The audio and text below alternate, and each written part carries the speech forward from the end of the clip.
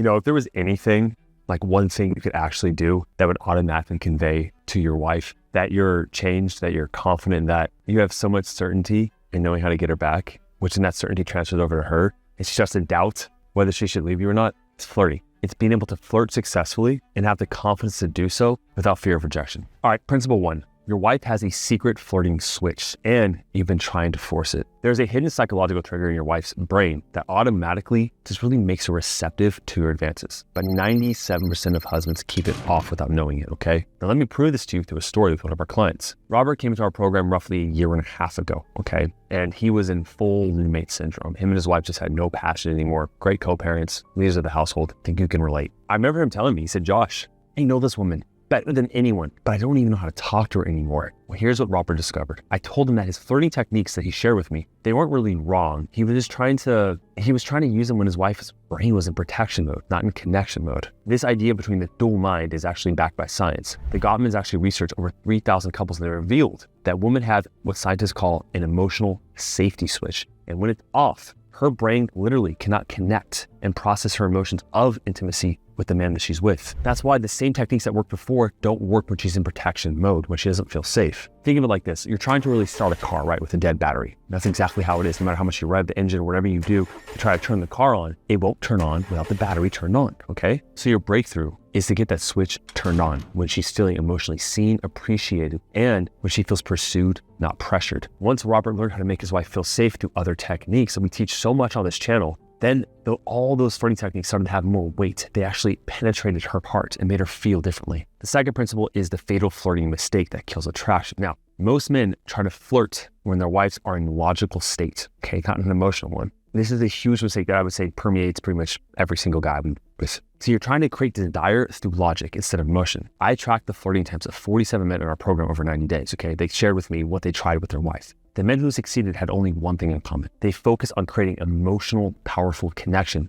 not through logic, but through emotional conversation. I'll explain the difference in a second. Examples of the guys that use logic would say things like, hey, remember that memory we used to have when we did that one thing and it was like, oh, it was so great? Or we should spend more time together because it does this, this, and this for us. Or I've been working so much on myself, I want to show it to you. This is like trying to really light a match in a hurricane, right? The conditions are not right. You need to create an emotional state of an atmosphere, if you will, an emotional atmosphere that triggers an emotional part of her brain, which then gets her to open up again. What Robert learned is that his wife needed to feel cherished, seen, and emotionally connected before she could even consider physical intimacy. See, he broke away from the logic and made it light and fun again. And from that light, fun place, she felt safe, she felt connected, and then she can go deeper into the physical intimacy. Before we go into the next principle, I want you to really take a second and really put yourself in your wife's position. I know that over the years, things have not been the best. You've been complacent. I'm not going to go into depth of that. You've taken responsibility there. But from this communication perspective, if you're always talking about logical things, right, whether it's important things like the bills and kids and all this stuff that you need to talk about, but there's no fun anymore, right? And you've been just trying to let's talk about the problems and let's fix this. Or let's talk about these logical things, is because you are trying to really not risk anything, okay? You're afraid of rejection, all right? And so you don't want to have fun with her and make a move on her and tease her and do all these things with the risk of offending her. But you have to understand that she's only going to reward a man in her life that takes that risk, who tries to flirt, who goes after what he wants, who has fun with her, who doesn't put this extreme amount of pressure on her, we have to make this work. If I don't feel safe with you, if I feel like you're gonna leave me, and just come back to me, right? And so I know that's how you feel right now, but I'm also telling you that the goal is to get to the place where you can come home with her, where you can take all that stuff that's going on under the surface, you put it aside and you say, I just wanna have fun with this woman. I wanna have the gratitude that she's in my life. I wanna be able to connect with her and tease her and laugh. And if you keep it light like that for a while, eventually she'll feel so connected to you that she'll want to go deeper and resolve all the crap. You see how that works? You're creating and eliciting more positive emotional experiences with the stimulus of you, and she's associating you with those positive emotions more consistently than the pressure, than the logic, boredom. The third principle is to master the push-pull method. Now, the same technique that creates obsession in really dating works even better in marriage, because if she's already in love with you, she already does love you, she still does, no matter what she says, then using push-pull creates an even stronger emotional connection, okay? It's through strategic tension. Here's what most husbands don't understand about this. Attraction is your wife's emotional response to how you make her feel, period. She can't control it, right? It's based on the specific behaviors you use. It is not logical, purely emotional. And the strongest emotions come from contrast. Science will even back this up. Attraction is caused by strong emotions. Think about it. Do you remember what you ate for lunch 3 days ago? Probably not. You might if it's really like some restaurant you went to that's really good. But you do remember where you were on 9/11. Again, extreme example to prove the point. But that's because there was a strong emotion attached with that day, with that moment. It's the same with your wife. If every interaction with you is predictable, consistent, always the same routine, the same habits, she'll start to forget you. Okay, you won't elicit any strong emotional spikes, but through push-pull, she becomes magnetically drawn to you. Here's how it works. The push in the method is creating slight distance or a challenge in her, where the pull draws her back in to show appreciation, attraction, affection, etc. Let me just give you a couple examples of how this works, conversation. Some examples of pull would be like saying, I love you, or hugging. Or example of a push would be like, oh, I hate you, get away from me. Because if we take those 4 variables and we mix them up like this, it would be like you come up, give her a hug, be like, oh, I hate you so much. I can't control how much I love you and that makes me hate you. Okay, I know it doesn't make logical sense, but that high and low, it's like a teasing, it's like a flirting, it's like it causes a haywire in her brain and it creates this positive emotion. Or you push her away, be like, I love you too much, just get away from me, okay? What you're doing here is you are creating this, that's what flirting essentially is, right?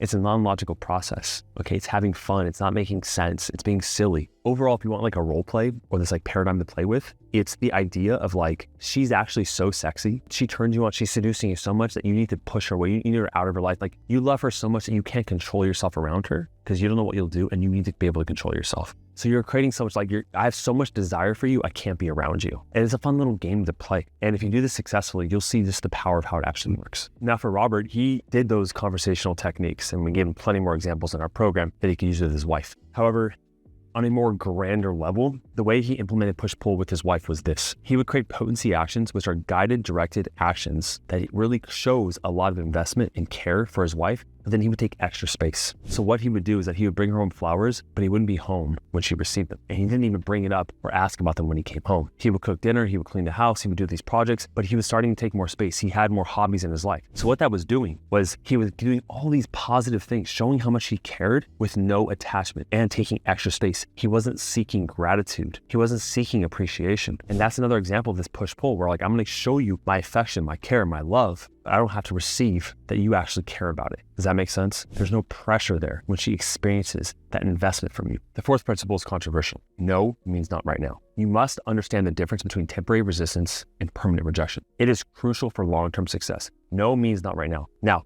extremely important caveat with boundaries. When she says no, obviously respect that no. Respect her space. This principle is about understanding the bigger picture, not the pressure in the moment. Think of it like this. If we told men to accept every negative statement as permanent their wife has said, I'm done with you, I don't love you anymore, go be with other women, I want a divorce, we would have saved 0 marriages, right? So here's the reality. Our team has helped thousands of men, right? Whose wives said those exact words. And many of those marriages are thriving today. You have to understand that when she says no to you, or when she says these certain things, that's what she believes in the moment. So respect that. But just know that she will change her mind when you change the way that you are. Now for the 5th principle with the advanced techniques, master level flirting involves strategic timing, emotional calibration, and building desire through restraints. So the first idea here is to anticipate positive responses. What this means, this is an extremely powerful technique. You have no idea when you actually get this down how powerful it is. And I want you to test it out, not just with your wife, test it out with other people first. The idea of anticipating positive responses is that you can embody the responses from other people by just constantly choosing how you want people to perceive you.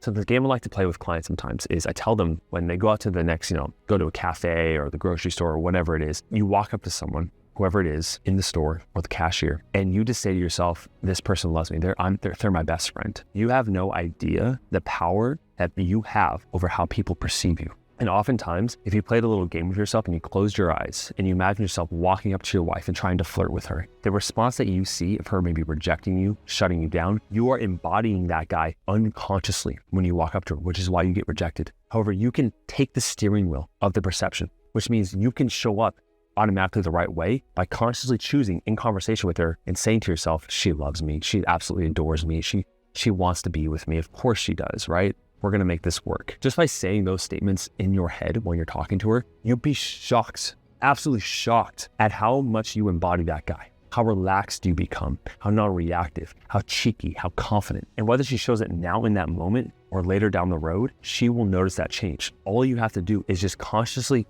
take over, hijack that automatic brain that's already gonna anticipate rejection and just anticipate the acceptance instead. That one technique alone will paint pretty much 80% of the results that you're gonna get. The second advanced concept here is the scarcity principle. I already talked about this with our client, Robert, and how he made himself more scarce, but also by using the push-pull method with giving her gifts and flowers and all this stuff. But it comes from the idea that your attention is valuable. It is a currency. Okay, your attention is a currency. How much is your attention worth, your currency? Are you giving it away for free? Are you making her the prime source of your attention? And not just physically by showing up, but how often are you obsessing over her day by day? There's this idea that how much you think about, she feels how much you're thinking about, how much energy you are giving her. The moment you could spend one full day not thinking about your wife, what's she doing? Is she coming back? How does she feel about me? And you're so obsessed with your own life, your own goals, that moment is like, well, she will feel that. And then she will reach out. She'll ask you some mundane random question to, hey, can we go do something together? Or I have this question for you. She'll call you. She will feel that. Right? You must start seeing your attention as valuable currency. Yes, you are taking space to honor her desire, right? For safety. But you're also taking space because you're leaning back more into your own value as a man. The person you should love the most is yourself, other than God. The third and final advanced flirting technique is called future projection. This is really quite simple. All you do in conversation is you're planting seeds of future things to do together, but you're doing so without an attachment to it. So the way this looks is like this. Let's say you tried out in your coffee shop, right? And you had the cold brew. It's the best cold brew you've ever had in your town. When you're telling her the story of this cold brew, or you have some funny story that happened there, right? With the barista, whatever it was, you're saying, hey, we should go sometime. Anyways, and you change the conversation. You don't even wait